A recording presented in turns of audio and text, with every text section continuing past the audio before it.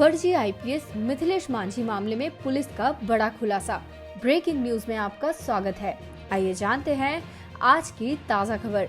जमुई जिले के सिकंदरा थाना क्षेत्र में पकड़ा गया फर्जी आईपीएस मिथिलेश मांझी पर पुलिस ने बड़ा खुलासा किया है।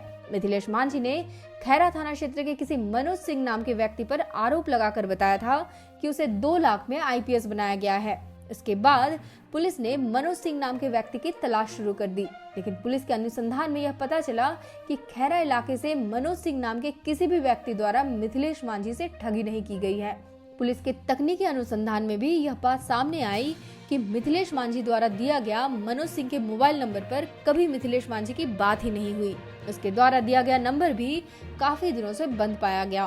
पुलिस ने जब मिथिलेश मांझी के मोबाइल नेटवर्क के टावर का पता लगाया तो घटना वाले दिन उसका मोबाइल लोकेशन लखीसराय जिले में पाया गया।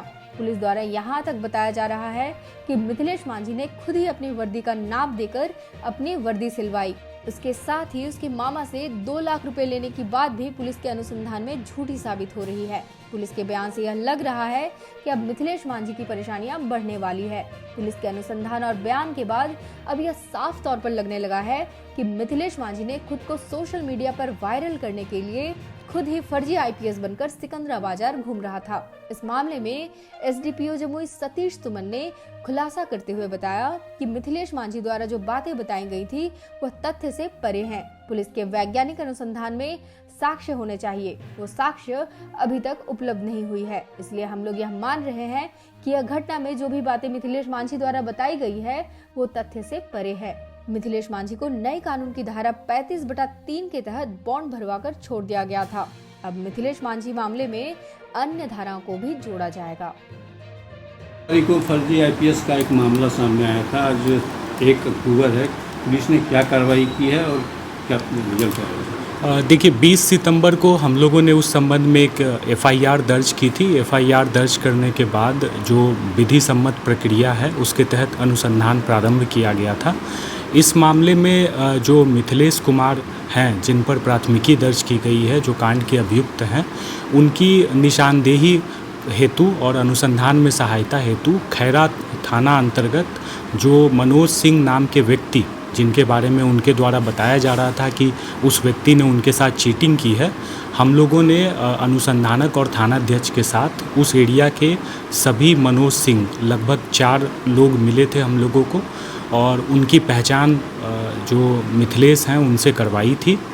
मिथिलेश के द्वारा उन चारों में से किसी की भी पहचान उस व्यक्ति के रूप में नहीं की गई है जिससे उन्होंने पैसे देकर फर्जी आईपीएस का ये वर्दी ली थी। साथ ही साथ इस मामले में अग्रेतर अनुसंधान में यह बात पता चली है कि जिस दिन मिथिलेश द्वारा एलिजिडली पैसे का ट्रांजैक्शन की बात बताई जा रही है, उस दिन मिथिलेश का लोकेशन खैरा न होकर लखीसराय है।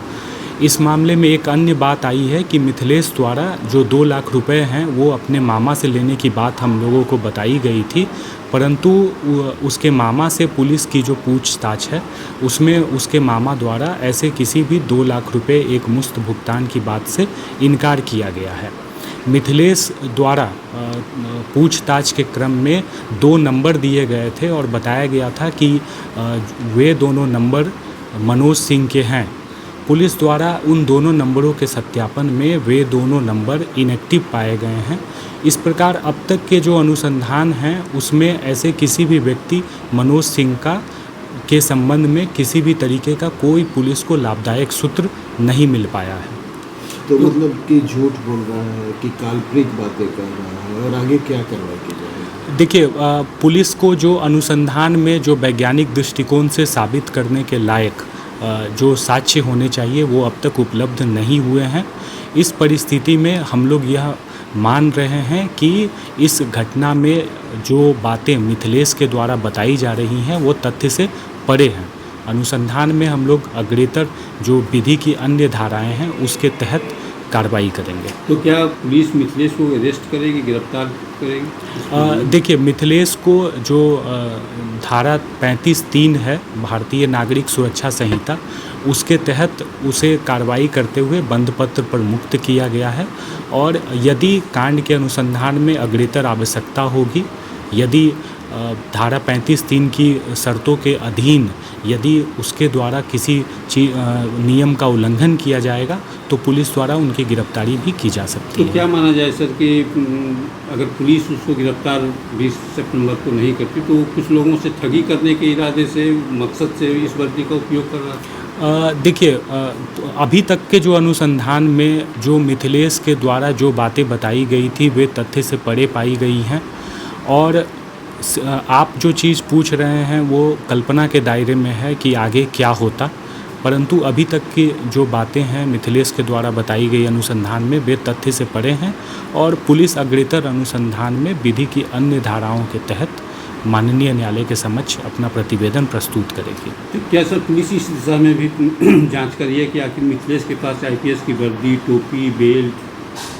सब अभी तक जो हम लोगों की बात पता चली है, वर्दी का नाप इनके द्वारा स्वयं दिया गया था और वर्दी भी इन्हीं के नाप की बनी बनाई प्रतीत होती है।